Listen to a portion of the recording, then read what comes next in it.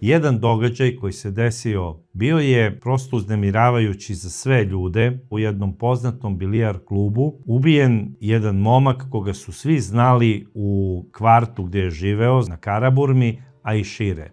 A ko je bio zapravo Bulka?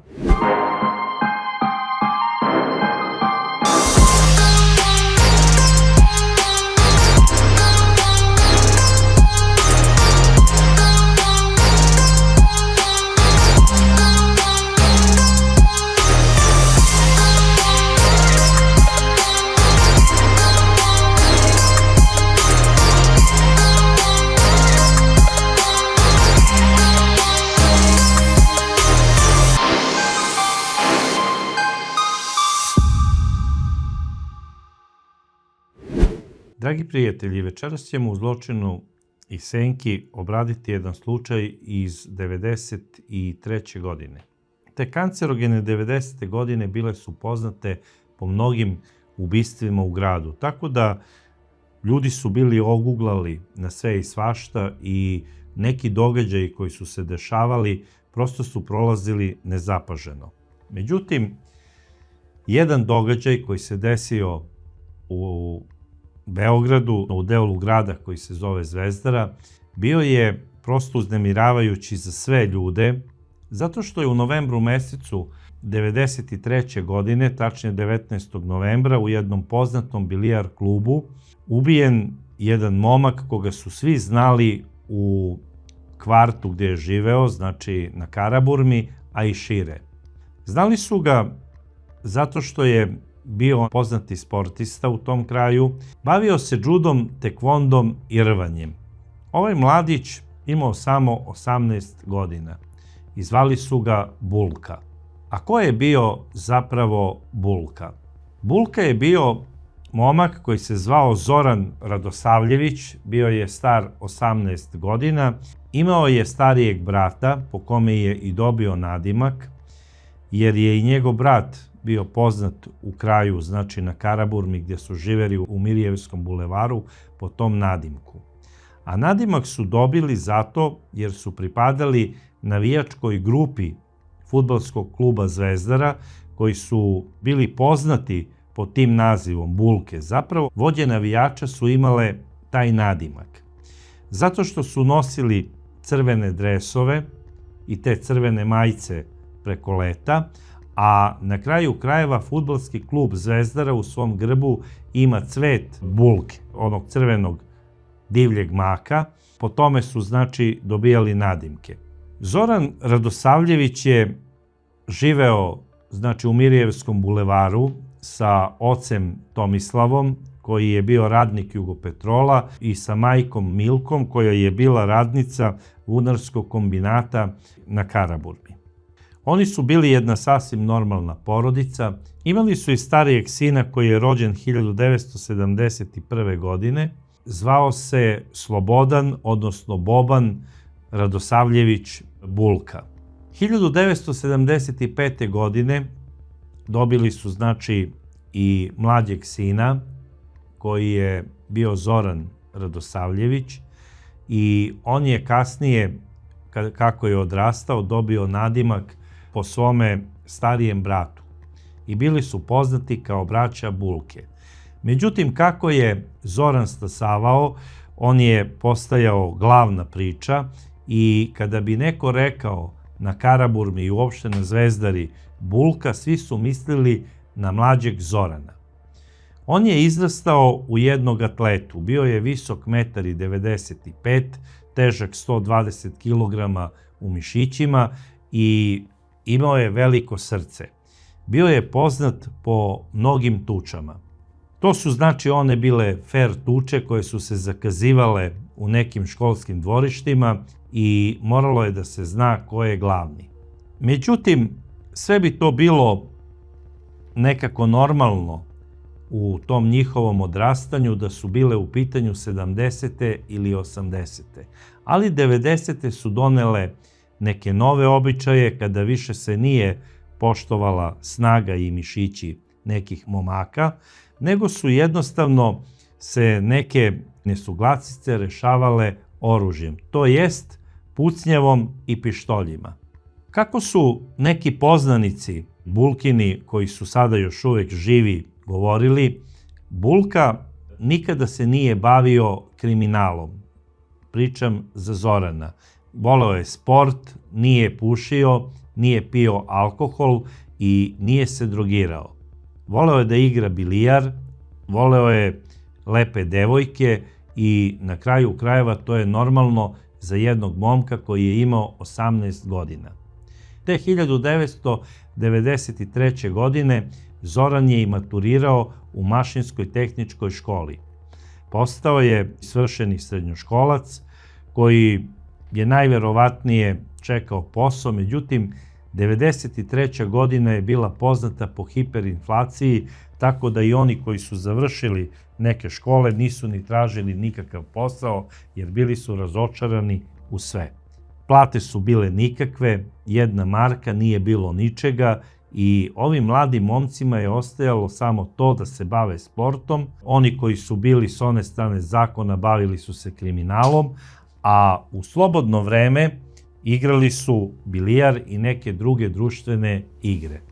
Tada su baš bile popularne, odnosno bili su popularni ti bilijar klubovi po gradu i omiljeni bilijar klub gde je odlazio Bulka da igra svoju igru sa društvom bio je bilijar klub Osmica, koji se nalazio u sklopu sportskog centra Pionir.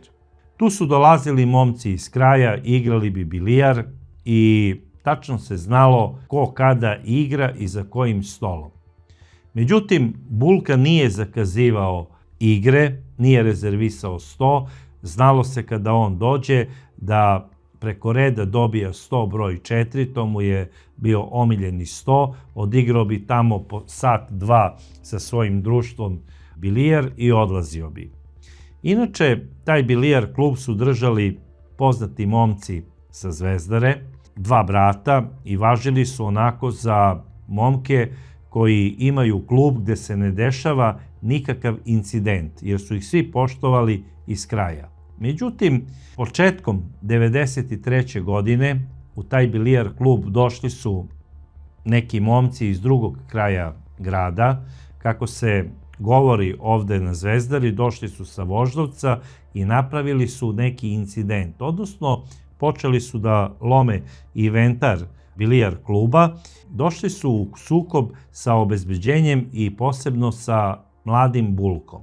Bulka, najverovatnije ne znajući ko su ti momci, izudarao je nekoliko momaka, a kako se priča, jedan od njih je bio i Romeo Savić.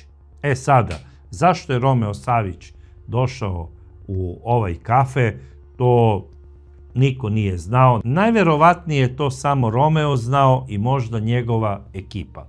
Možda su oni hteli da reketiraju vlasnike ovog bilijar kluba ili ko zna već šta. Možda su imali neke neraščišćene račune. To su sada samo pretpostavke. Bilo kako bilo, ti momci su dobili batine, a jedan od glavnih momaka koji se istakao u toj tuči bio je zapravo Zoran Radosavljević Bulka. Mladi 18-godišnjak je izlupao, znači, nekoliko tih momaka i najverovatnije i samog Romea Savića. To se nekako završilo nekim sporazumom, nekim dogovorom, mirenjem, jer kao što sam rekao, i vlasnici tog objekta su bili poznati momci sa Zvezdare i trudili su se da u njihovom klubu nikada ne dođe ni do jednog incidenta. E sada, kako je došlo, to je već neka druga priča. Svi su mislili da je ovaj incident u Osmici malte ne zaboravljen. Ali u aprilu mesecu, tačnije početkom aprila, dok je Bulka šetao sa svojim psom u Severnom bulevaru, došao je da obiđe neke drugare koji su igrali tu košarku, a igrao je i on kasnije sa njima basket. Bio neki poznati restoran, tada ga je držao Kongrap, i u sklopu te Kongrapove zgrade nalazile su se i prostorije fudbalskog kluba Zvezdara. Ispred tih fudbalskih prostorija bili su postavljeni i koševi gdje su momci sa Zvezdare igrali basket. Tu bi se dogovarali o nekim utakmicama, o navijanju, o pravljanju dekoracija i svašta nešto. I kažem, tog aprilskog dana koji je bio sunčan, došao i Bulka sa svojim psom, Bull Terrier je u pitanju, šetao je, vezao je psa, odnosno dao je jednoj curi da mu drži psa, a on je igrao basket. U jednom trenutku stao je automobil, iz tog automobila je izašao momak, rekao je Bulka, imam nešto da ti kažem i prenesem pozdrav, i kada je Bulka onako se odvojio od grupe momaka koja je igrala basket, taj isti mladić koji je pozvao Bulku izvadio je iz džepa svoje trenerke pištolj i ispalio je nekoliko metaka u Bulkine noge i ranio ga je. Mladi 18-godišnjak je dobio nekoliko metaka u noge, pao je, bio je ranjen, a ostali dečaci koji su igrali basket, oni su legli na zemlju, znači došlo je onako do vriske onih devojaka koje su posmatrale igru ovih momaka. Neko je počeo da viče u pomoć, zovite hitnu pomoć, a mladić koji je pucao vratio se u automobil i otišli su velikom brzinom uz Severni bulevar. To se zapravo desilo ispred samog VMC-a, tako da odmah su neki momci pozvali stražara koji se nalazio tu u samom VMC-u i Bulku su odneli tamo u hitnu pomoć VMC-a i ukazali su mu prvu pomoć dok nije došla ekipa hitne pomoći iz urgentnog centra. Bulka je na urgentnom centru operisan, rekao je da ne zna kako izgleda momak koji je pucao njemu u noge i da se ne seća koji je to automobil bio i koje su njegove registracije. Na kraju krajeva i sama policija je došla do zaključka da taj neko koji je došao tim automobilom je najverovatnije vozio ukradeni automobil i ko zna koje tablice. Međutim, zuckalo se na Zvezdari da je vozač automobila bio sam Romeo Savić. Kasnije, kada se mladi Bulka oporavio i kada su mu zarasle rane, priča se da je on nekoliko puta bio sa svojim najboljim drugovima na Voždovcu, gde je živeo Romeo Savić, kako bi ga pronašli u nekom od kafea ovog dela grada i da reše neke neraščišćene račune. Tako se pričalo, da ga je nekoliko puta tražio. Tu potragu saznao i sam Romeo Savić, to je već neka druga priča, ali vreme je prolazilo, Bulka je najverovatnije možda i zaboravio ovaj incident, nastavio je da živi svoj život. Odnosno, da živi uobičajenim tokom života kako je živeo i do sad. Trening, sport, odlazak na utakmice kada igra Zvezdara, posle toga uveče odlazak do nekog od bilijar klubova kako bi odigrao bilijar. Ono što je bilo poznato da je Bulka sa svojim društvom ordinirao u 10-ak kafića u kvartu, odnosno Karaburma i Zvezdara. Počele su čak da kruže priče da Bulka najverovatnije i reketira ove kafee i bilijar klubove, međutim, kako je i sam njegov brat, stariji Bulka, govorio, to nije bilo istina. Zato što je, kako je Boban govorio, sve te ugostiteljske objekte, odnosno kafee i bilijar klubove, držala ekipa momaka sa Zvezdare. I oni su se svi znali između sebe. Na kraju krajeva, mnogi od tih vlasnika objekata, oni su gotivili mladog Bulku, smatrali su ga za svog klinca, odnosno za momka koji obećava u tom miljeu i u tom vremenu u kome su živeli. I on je zaista ovako podsjećao na jednog pravog onog gorostasa i atletu. Bio je po izgledu pravi gladijator. Kako su mnogi momci sa Zvezdare govorili, ne daj Bože da se zakačiš sa Bulkom i da staneš njemu u gard. Najverovatnije je ovaj momak imao dosta tuča. Kako je govorio, uvek se tukao ne zbog sebe, nego da bi zaštitio slabije. Mnoga poznata imena sa Zvezdare su govorila da je ovaj momak buduća zvezda kriminalnog miljea u našem gradu, odnosno u Beogradu. I ko zna, možda bi se tako nešto i desilo. Međutim, jednog hladnog novembarskog dana 1993. godine Bulka je došao u svoj omiljeni kafe, odnosno bilijar klub, kako bi sa društvom odigrao bilijar. Ušao je i prvo je pitao šankera da li je dolazio njegov stariji brat, Boban. I on je rekao da, bio je pre sat vremena i otišao je sa svojim društvom. Odigrali su samo jednu partiju bilijara. Što se tiče tebe, evo upravo momci završavaju igru za tvojim omiljenim stolom broj 4, slobodno možeš otići tamo da nastaviš igru, da sačekaš da završe oni svoju partiju i da nastaviš da igraš bilijar sa svojim društvom tamo gde ste prekinuli prošlo veče. Odnosno, oni su imali neku šemu nekog bilijar takmičenja i ko izgubi partiju plaća piće i na kraju krajeva Bulka je rekao ove večeri, pošto je petak, plaćamo piće za ceo sprat, onaj koji izgubi. I normalno to su momci prihvatili, počela je bilijar igra za stolom broj 4, nešto kasnije, znači nego što su uobičajeno dolazili, bilo je tačno 22 sata, krenula je prva igra, Bulka je bio posebno raspoložen, šalio se sa svojim društvom, tu su bile i neke devojke kojima je on dobacivao, rekao je curice uzmite piće koje vam se pije za šank, jer to i onako plaćaju moji drugovi, jer ja nikada nisam izgubio ni jednu partiju bilijara za ovim stolom.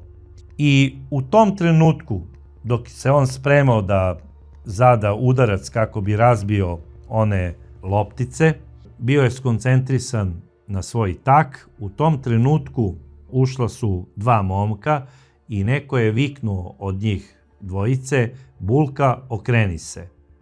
I to onako naredbodavno. To je bilo malo neobično za sve, svi su uprli poglede u ta dva momka i kako su rekli, to su bili momci koji su bili obučeni onako sportski u nekim sportskim jaknama, a dole su imali neke trenerice i patike. Na glavama su imali kačkete, a po izgledu lica, kako su kasnije očevici govorili, nisu imali više od 16-17 godina. U rukama su držali pištolje.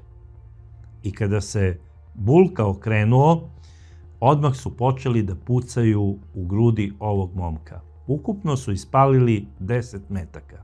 Od tih 10 metaka 5 je pogodilo Bulku u grudi. Bulka je bacio štap u pravcu ovih momaka i krenuo je ka njima. Međutim, atletska građa ovog mladića nije mogla da izdrži čitavu maltene salvu olova koja ga je pogodila u predelu grudi, a jedan metak kalibra 9 mm ga je pogodio u srce. Uspeo je samo da kaže ubiše me, majku im, i pao je. Pao je i na licu mesta je izdahnuo. Naravno, momci koji su stajali sa Bulkom odmah su se bacili na pod ovog bilijar kluba i ne samo oni, nego svi prisutni. Bili su svi u šoku.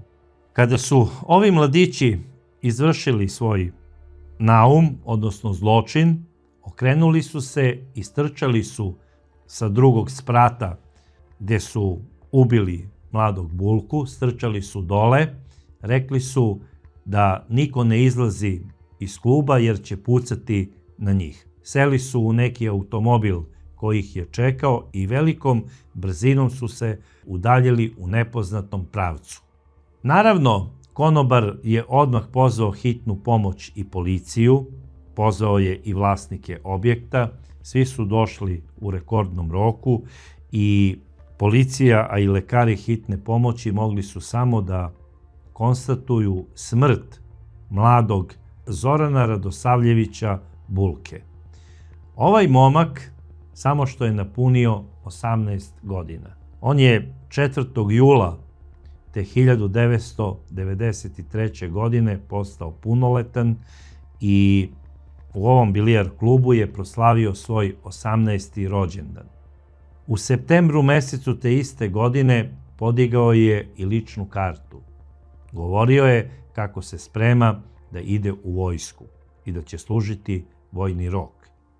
Međutim, sve to što je Bulka planirao ugasilo se u jednom trenutku. 5 metaka je prekinulo sve snove ovog mladića. On je te godine i položio za automobil, došao je svojim kolima, imao je Golfa 2 koji je bio parkiran ispred bilijar kluba i kako su kasnije mnogi rekli, momci koji su ga ubili pre toga su izbušili jednu gumu na njegovom automobilu, u smislu da ne bi mogao neko da ih juri. Međutim, to su gluposti. Ako su ušli da ubiju vlasnika tog automobila, kako on može da ih juri? I na kraju krajeva, ove priče koje su pisale mnoge novine iz tog perioda, da su oni prvo izbušili gumu na Bulkinom Golfu, demantovao je stariji Bulka, odnosno Slobodan Boban Radosavljević, rođeni brat Bulkin. On je rekao da su to obične gluposti i dezinformacije zato što je on znao da jedna guma ispušta na tom automobilu i ako duže stoji, znači uparkiran automobil na nekom mestu, ta guma totalno onako ispusti i mora da se pumpa. I zbog toga je mladi Bulka nosio pumpu. Ne znam zašto nije otišao do vulkanizera i da promeni točak ili da mu poprave tu izbušenu gumu. Svašta se pisalo, mašta radi svašta, pisalo se kako je Bulka navodno i reketirao mnoge ugostiteljske objekte i da je najverovatnije zbog toga likvidiran. Međutim, to je sve demantovao njegov brat Boban i rekao je da to nema veze sa životom, da se njegov brat nikada nije bavio nikakvim kriminalom, pogotovo ne reketiranjem. Posle određenog uviđaja, policija je utvrdila da je pucano iz 2 pištolja različitog kalibra i da je ispaljeno ukupno 10 metaka. 5 su pogodila mladog Bulku, a 5 su završila u tapaciranim zidovima ovog bilijar kluba. 2 dana posle ovog događaja, znači u nedelju 21. novembra, Bulka je sahranjen na beogradskom groblju Lešće. Nekoliko hiljada ljudi je bilo na njegovoj sahrani. Tu su maltene bili prisutni svi žestoki momci sa Zvezdare, koji su posebno voleli i gotivili ovog mladića. Gotivili su ga i voleli kao sportistu i kao vođu navijača fudbalskog kluba Zvezdara. Posle te sahrane, maltene novinari iz svih novinskih kuća odlazili su u Mirjevski bulevar do stana gdje je živeo Bulka sa svojim roditeljima, kako bi uzeli intervju od njegovih roditelja, odnosno od oca Tomislava, majke Milanke i od brata Bobana. I roditelji pokojnog Bulke rado su se odazivali njihovim pozivima, sve su ih ugostili i bez obzira što su bili skrhani bolom, govorili su o smrti svoga sina.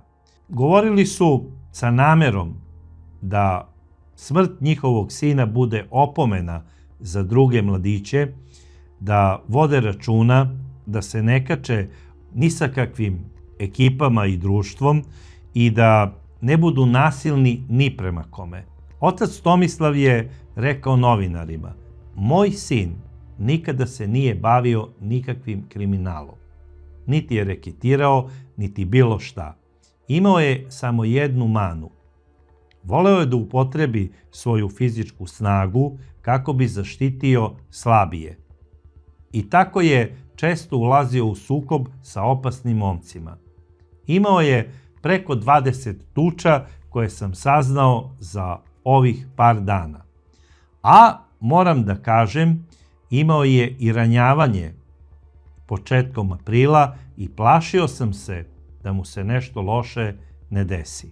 To je rekla i majka Milanka. Upozoravala sam svoga sina da se više ne kači ni sa kim, da se kloni opasnih momaka jer doživeo je ranjavanje iz pištolja, dok je igrao košarku sa društvom. I kako sam mu govorila, to je sigurno osveta nekog momka koga si pretukao. Da li zbog neke devojke, da li da zaštitiš nekog svog prijatelja ili ko zna iz kog razloga. Ja slobodno mogu da kažem da su mnogi tada iz kriminalnog sveta, posebno sa Zvezdare, govorili da je mladog Bulku sigurno ubila neka ekipa sa Voždovca. Najverovatnije aludirajući na Romea Savića. Čak i tada, dok su novinari bili prisutni u stanu, neki Bulkini drugovi su govorili veoma ogorčeno: ako policija ne bude pronašla ubice i ako ih ne bude uhapsila, pronaći ćemo ih mi. Znamo gde treba da ih tražimo. Pretpostavljam da su mislili na kvart braće Jerković i uopšte na Voždovac. Sada, da li su momci sa Voždovca ubili mladog Bulku? To je misterija koju policija nije rešila nikada. Mladi Bulka je bio jedan od hiljade momaka koji su ubijeni tokom 90. godina, a stotine, negde oko 400 likvidacija na beogradskom asfaltu je ostalo nerešeno. I vode se počinioci tih krivičnih dela kao NN počinioci. Sada, razne priče se pričaju na Zvezdari. Uvek postoje oni koji sve znaju.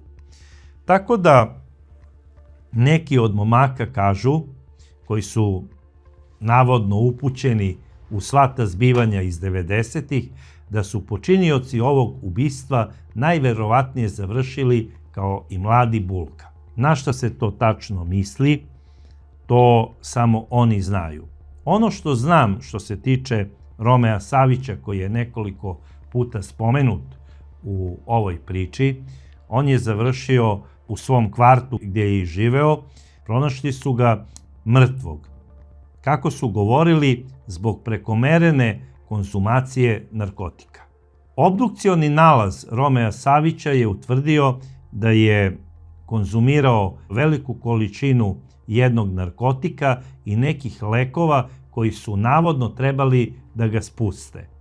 I ne samo da su ga spustili, ti lekovi su ga odveli pravo u pakao. Tako da batalite tu priču. Konzumacija narkotika koji dižu i konzumiranje lekova koji spuštaju ima samo jedan smer. Smer u nepovrat. I zato nikada nemojte da dođete u situaciju i u iskušenje da koristite narkotike i da veće ludilo bude, da sami sebe lečite od takvih stvari. Ako već koristite narkotike, javite se obavezno lekarima. Ako je uopšte bio Romeo Savić umešan u likvidaciju malog Bulke, njegov brat, koji je i novinarima rekao da će osvetiti svoga brata kad tad, nije uspeo da osveti brata, jer, kao što smo i vidjeli, Romeo Savić je sam sebi presudio. I to nepuni godinu dana nakon ubistva u klubu Osmica. Brat je nastavio da živi svojim životom, kako je i živeo, navijanje za fudbalski klub Zvezdara, obilazak kafića, družeći se sa društvom i uglavnom je radio neke poslove koji nisu vezani za neki stalni radni odnos. Bio je, znači, čovek bez posla.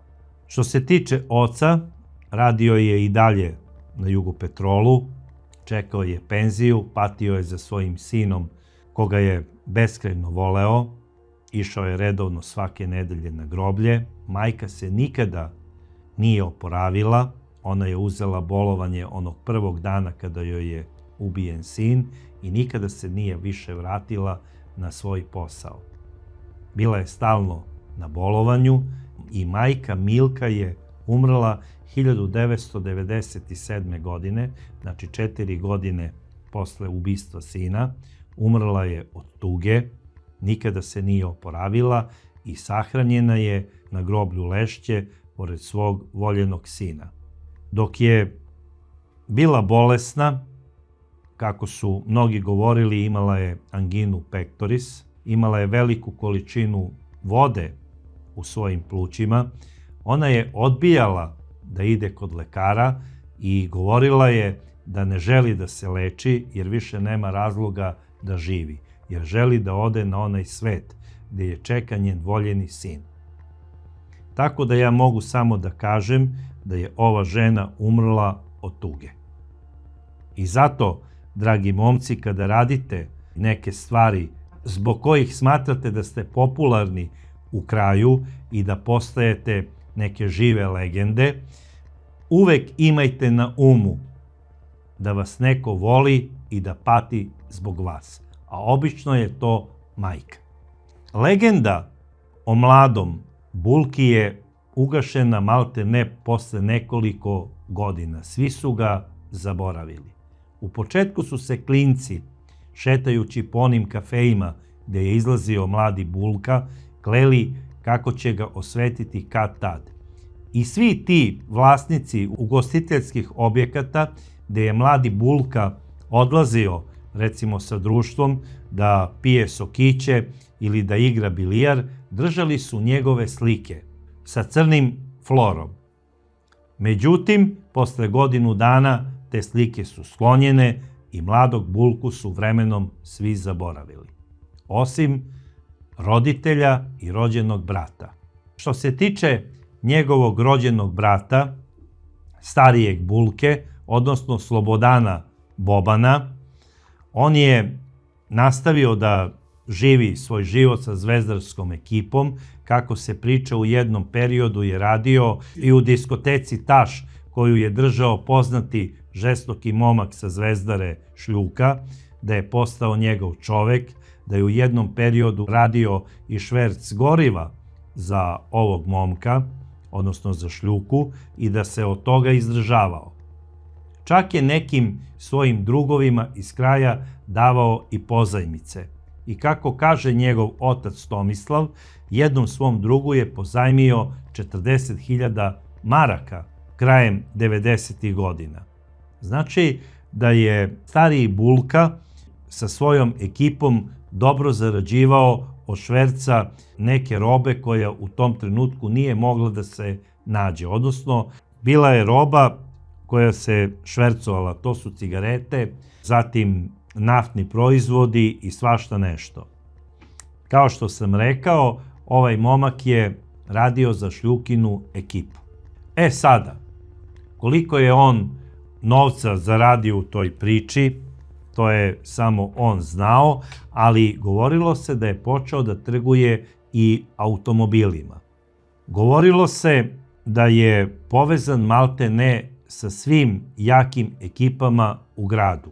I najverovatnije da je i poznavao sve te jake ekipe u gradu, jer kako su govorili neki momci iz drugih delova grada, sa Novog Beograda ili iz Zemuna, svi su znali ko je Bulka. Bio je poznat. Da li je ušao i u neke poslove sa narkoticima, kako je policija tog vremena i pretpostavljala, to je samo nedokazana pretpostavka, ali vrlo moguće. Po rečima oca Tomislava, 12. juna 2002. godine pozvao ga je neki drug iz detinjstva u 20 časova uveče kako bi se dogovorili oko kupovine nekog automobila. Izašao je i više se nikada nije vratio u svoj stan. Njegov otac prijavljuje nestanak svoga sina, znači Slobodana Bobana Bulke, 5 dana posle toga. Prijavljuje beogradskoj policiji i naveo je ime i prezime tog druga koji ga je pozvao. Policija je rekla da će proveriti sve okolnosti i da će izvestiti Tomislava ako dođu do neke informacije. Kasnije kako je Tomislav govorio, prišao mu je jedan momak iz kraja i rekao je: tvoj sin je završio u Zemunu kod jedne veoma jake ekipe i moraš da se obratiš tom i tom čoveku, jer on tačno zna šta se desilo sa tvojim sinom. I Tomislav, kada je čuo ove reči, on se nije obratio nikakvom čoveku, otišao je do SUP-a 29. novembar u odeljenje za ubistva, odnosno u treće odeljenje, i prijavio je šta mu je rekao taj i taj čovek. I rekao je imena i prezimena momaka koji su spomenuti.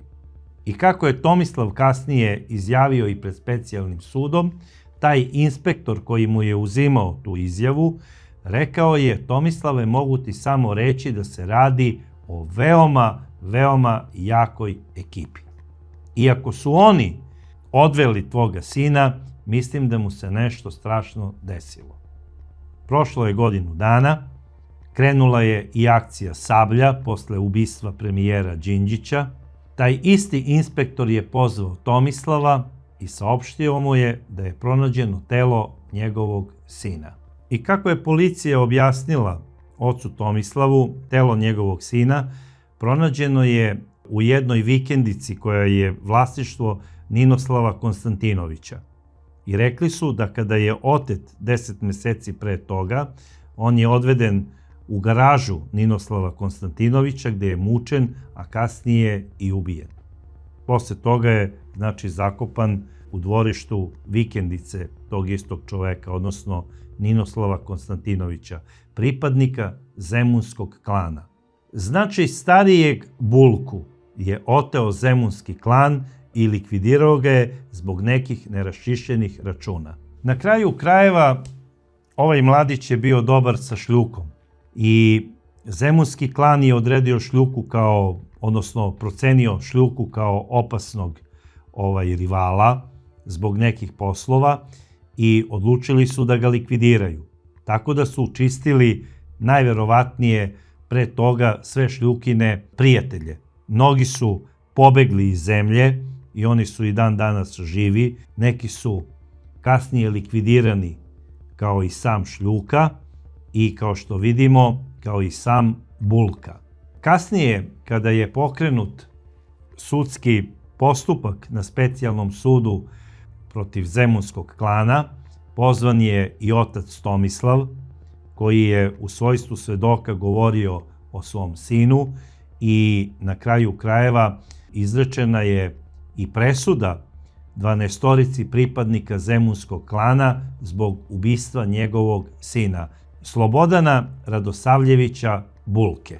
Sada, koliko je on u toj hijerarhiji zvezdaraca bio uspešan, ja to sada mogu samo i da pretpostavim, jer mnogi ljudi govore svašta, u smislu da je okretao velike pare, da je imao mnogo novca, međutim, on je živeo u stanu svoga oca.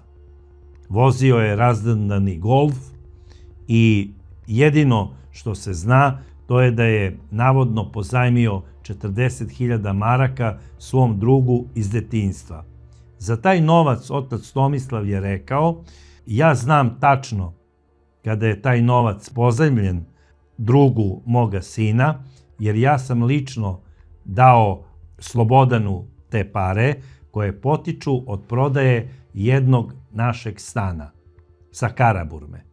Tako da, kada se sve ovo sada sagleda, u ovoj priči koju sam večeras ispričao, svi su bili žrtve koja je prouzrokovana jednim lošim periodom našeg društva. Počeli smo priču od 1993. godine. To je najgora godina koja može uopšte da se spomene i za privredu i uopšte za život ljudi u ovoj zemlji. Bila je hiperinflacija, bila je glad, prodavnice su bile prazne. Mnogi momci su se bavili kriminalom i oni koji se nisu bavili kriminalom imali su svakog dana susret sa kriminalcima, jer su ih znali iz škole, iz života, iz kafića. Bio je to period kada je samo zbog pogrešnog pogleda neko mogao da nasrada. Na kraju krajeva i ova priča o ovim mladićima je priča koja ipak je sa margine jednog društva i ipak pripada onoj strani zakona. Ovi momci, koliko god da su se predstavljali poštenim i časnim, živeli su jednim kriminalnim načinom života. I tako su, nažalost, i završili. Na kraju krajeva, nisu ušli oni momci u bilijar klub i rekli: Pero, okreni se, i greškom ubili Bulku. Došli su i rekli su: Bulka, okreni se. Nisu hteli da mu pucaju u leđa i hteli su da budu sigurni da ubijaju upravo njega. Tako da on nije ubijen bez razloga. Pričam o mlađem Bulki. Stariji je otet od najjače kriminalne ekipe sa ovih prostora i likvidiran. Nisu oni išli po Beogradu kao manijaci i otimali ljude bez razloga. Morao je da postoji razlog zašto nekog otimaju i na kraju krajeva ubijaju. Znači da je on bio u nekom poslu sa njima koji nije do kraja završen ili im je nekom svojom akcijom ugrožavao njihove poslove. Tako da jedna prosta poruka kompletne ove priče je da se kriminal ne isplati, jer na kraju krajeva svi završe u čituljama, a porodica od muke umre. U ovom slučaju majka Milka je umrla 97. godine od tuge za mlađim sinom. Na njenu sreću nije ni dočekala da sahrani svog drugog sina, već ga je ona dočekala na onom svetu. Što se tiče oca Tomislava, on je penzionisan i živeo je do 2014. godine kada je umro u svom stanu.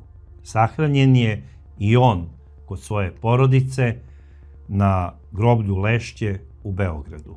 Dragi prijatelji, to bi bilo sve što sam imao da vam ispričam večeras u epizodi Zločina i senke, a do sledeće epizode ja vas pozdravljam i želim vam svako dobro.